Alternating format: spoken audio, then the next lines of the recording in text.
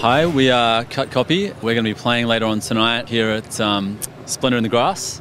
I just arrived today actually. Mitchell's been here for a few days on a sort of psychedelic odyssey of sorts. Like, I guess just the nature of our music has sort of got a lot of production lumped into the songwriting just from the get-go. So it feels like each record we've produced at least some of it, if not all of it. The difference this time was that we actually got to record and finish the album more or less in Australia, where in the past I guess we'd sort of had to do bits and pieces overseas. I guess we actually did mix this record overseas, but as far as just sort of working on the recording and stuff, we spent a long time on it. And we did it in our own space without a studio. We set it up ourselves in a warehouse to, I guess, have more of an opportunity to experiment and more time to sort of work on ideas rather than sort of, I guess, feeling pressured to sort of, finish in a certain, short space of time like we would in a professional studio. So I guess it's different in a lot of ways for us, but it's a way that we'd always wanted to work. So it was exciting to work in this way this time. I think it's always nice to come home to Australia generally. We spend so much time overseas these days that we're always looking forward to being back home.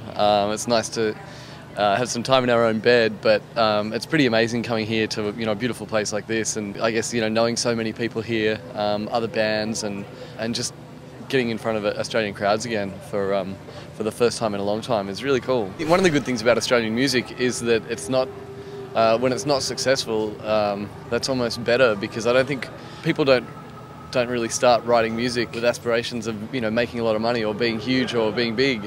When some of the best shows that you might see are in a dodgy warehouse in somebody's backyard, powered by a generator or something. So it's kind of better if no one's making money, if no one's sort of selling 1 million tickets, then that's great, because I guess people are still going to continue making music and do. And I guess there's a lot of good bands in Australia that I'm always excited about. Regardless of sort of what happens with the music industry, I guess as far as major labels and financially speaking, there's still going to be artists out there wanting to make music and have their sort of music heard and have something to say. So it's almost like a separate sort of issue from I guess what a lot of the major labels are worried about. I think there's always going to be good music out there. Yeah, no matter what. One of the advantages of sort of being in a band touring around the world is you get to see a lot of sort of different scenes and different things that are happening. We sort of see a lot of different sort of production styles and different things going on.